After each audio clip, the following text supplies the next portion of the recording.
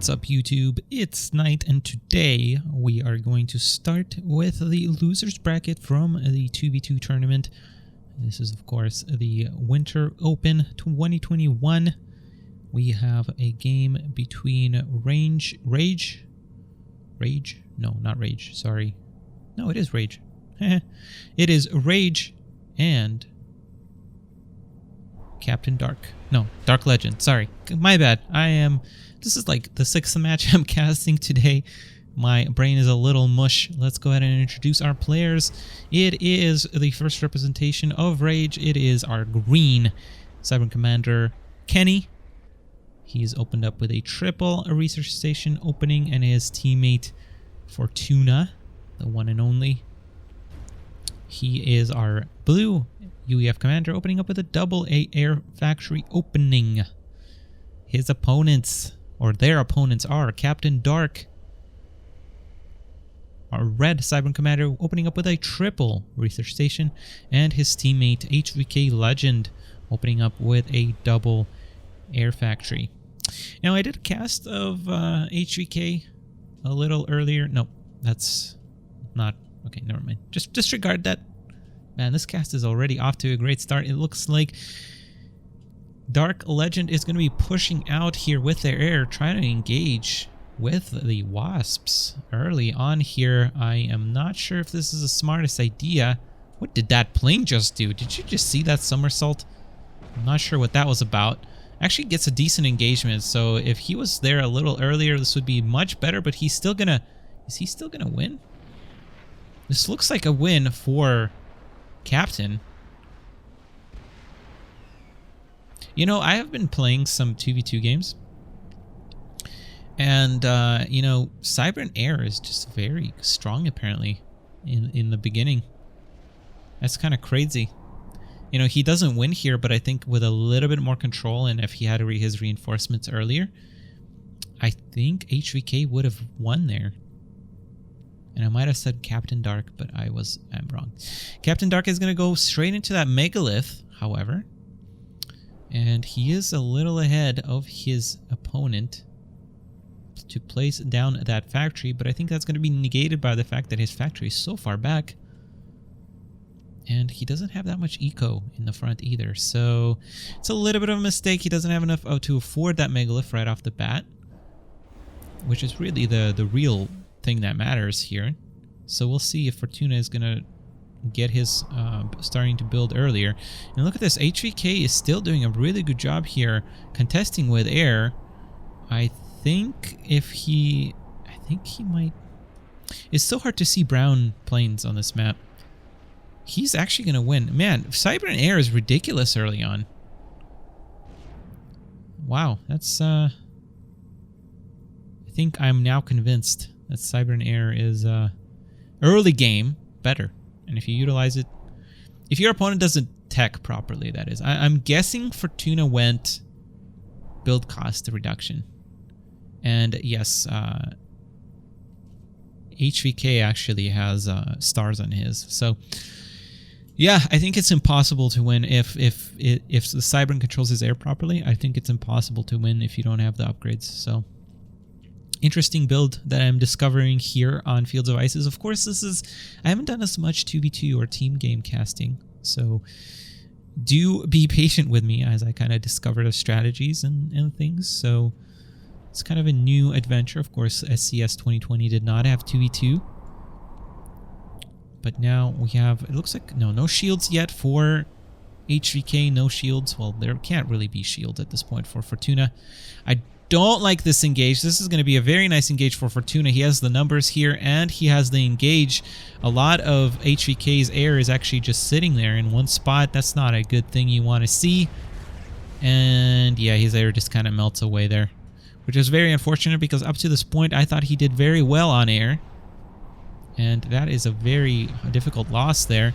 This megalith is going to go down, though. So the air engage did manage to bomb that first megalith. But the problem is that he's kind of behind in production now. There's a second land gantry for Kenny here. He is building double megaliths.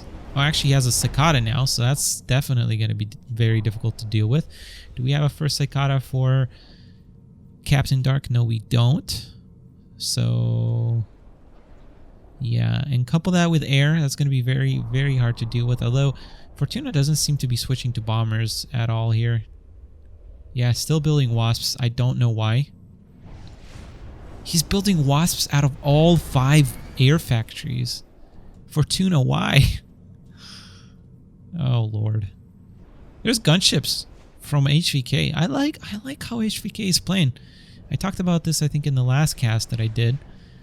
But HVK has been one of those newcomers that is not bad. Not bad at all. I think with training HVK, you can definitely be one of our most improved players in 2021. And maybe by the end of the year, you can be getting some serious results.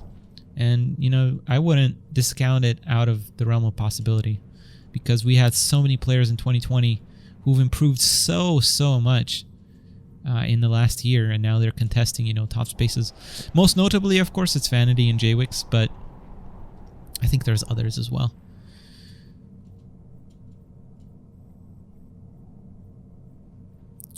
Yeah, so Fortuna, now what? Why are you still building wasps? Like, what are you so afraid of that you're building wasps out of 5 air factories? He's transitioned. Okay, so I think the idea is to transition into gunships, or the ACs rather. But still, like, I mean, there's no reason why you need to build so many wasps at this point. You've parked yourself over his base, so you know there's no air coming. And even if there was, you would just absolutely annihilate it. So why? Okay, there's the bomber. There's the bombers. Okay. A little late. I mean, they've won this game, I think. If there was Cicadas on the East team here, that would have been a different story.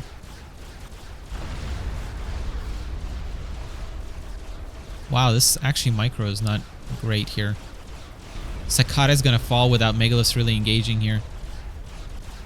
Wait, what is happening in this engage? Kenny, micro, hello? That should not have been even this close. And now somehow we have an equal Megalith fight, which I think is actually better for Captain Dark. Oh my god. You know, the fact that Captain Dark did not send his Megaliths up was so good for him there. But yeah, that should not have been a win. First of all, you don't need any more than 2 Cicadas. Like 3 is complete overkill. But also when you have Cicadas, you gotta like utilize it. All 3 of his Cicadas were in front of his Megaliths, and they were blocking the line of fire of Megaliths, which weren't even being attempted to be microed to be going up. But yeah, I mean, regardless, this I think Rage is gonna win here, but it's a pretty big mistake. And also a mistake, why don't we still see Cicadas? Still double Megaliths only being produced. HVK, meanwhile, is going to restart his air production. I mean, there's not much you can do. Because they are a newer team, obviously, I'm not going to be as strong on them for not leaving this game. But I am going to start pointing it out because we had a real problem with players not leaving in this tournament. And the more games I cast that weren't actually live cast, I also see it more and more as well. Looks like there was some air hidden over here on the bottom. But at this point, like, I mean, you need, even if you had even, or like great players, you would need something miraculous to beat this Cicada. Which, I mean, I guess if Kenny mismicros his Cicadas again like he did in the last engagement, it's possible, but these terrors are just absolutely gonna wreck everything here. Now the Cicada is being microed. The Megaliths are actually firing for a change, although I don't like the Cicada micro. I don't know why. You don't need to send them up front. And very nice engage with the terrors as well. Don't really need their help, but it certainly does help. And I don't know what these Megaliths are doing. Yeah. Yep, unfortunate. I thought HVK played a very solid game, and even this engage, I don't know if it was intentional the way how he arranged his units was, But if it was, that was a great play, Captain. But I thought they played a good game, a solid game. The air loss early, or rather this engagement in the air was very unfortunate. I think if he engaged, because there was adapters, I think, from Captain. If they kind of played more safely, I think they would have had a much bigger chance here. But it's hard to play against UEF late game. Unless you have like an absolutely ridiculous advantage in air. Which I think, again, was possible. But unfortunately, I think, yeah, Dark.Legend is going to fall here in game 1. Giving Rage the 1-0 lead. Let's go ahead and jump to game 2. Welcome back to game 2 between Rage and Dark.Legend. The map is Iskellian Coast. Let's go ahead and start introductions. Starting with Dark.Legend, the first representation we have on the map is our red Serpent commander, Captain Dark, opening up with a double air factory. His teammate is the brown Serpent commander, opening up with a air factory and a double land factory. I wonder if that was a mistake, but it is of course HVK Legend.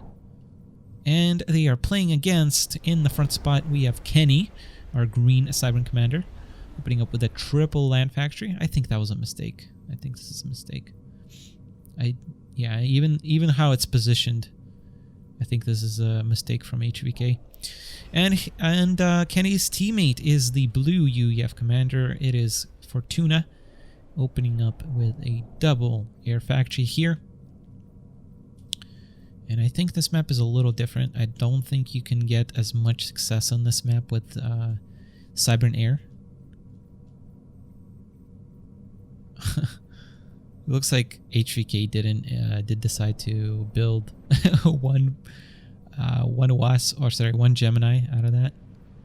Yeah, see, it's too big of a distance here, and you end up fighting over your opponent's land player. So you can't have as much success in air as a Serpent player on this map against UEF. So yeah, it's interesting, that ISIS thing. I wonder if it's an actual like established thing, and I just haven't noticed it before. But I just kind of assumed that any map would be pretty good for UEF. Well, most maps. Obviously 1v1 it's a little different, but 1v1 is a different kind of thing. Wow, is HVK just going to die to these bots? I think he is. HVK is below 500, below 200, and blows up. Kenny is in quarter health. Honkers. Very nicely done by Kenny, so this bomb is not going to do anything, and the Wasps are going to pick it off. And I think Team Rage is going to get their first victory of the tournament and going to move on in the lower bracket to face the loser of one of the quarterfinal matches. I think it is quarterfinal number 3. No. Yeah, I think quarterfinal number 3 is who they're going to play. No, not quarterfinal 3. I think it's quarterfinal 1. Quarterfinal 1. And again, guys, I'm going to keep saying it. Yes, you're going... Oh, I thought... Yeah, he is going gunships, but not enough. You have air players in a 1v1, maybe. But when you have a dedicated air player in the 2v2, that's not going to work. So ladies and gentlemen, once again, if you are not yet subscribed to my channel, please consider subscribing or following, whatever it's called on YouTube is. I think it's confusing because on Twitch it's follow and on YouTube it's subscribe, so they have 2 different meanings, so I get confused. But yeah, guys, please do follow my channel and hit that bell to be notified of future videos. I'm uploading a video a day if you haven't noticed. And we're going to be bringing you all the tournaments that have happened in the past month to you before the summer. And the goal is to have 250 subscribers. So please help me out. Share this video with everybody. Captain Dark does end up going down here.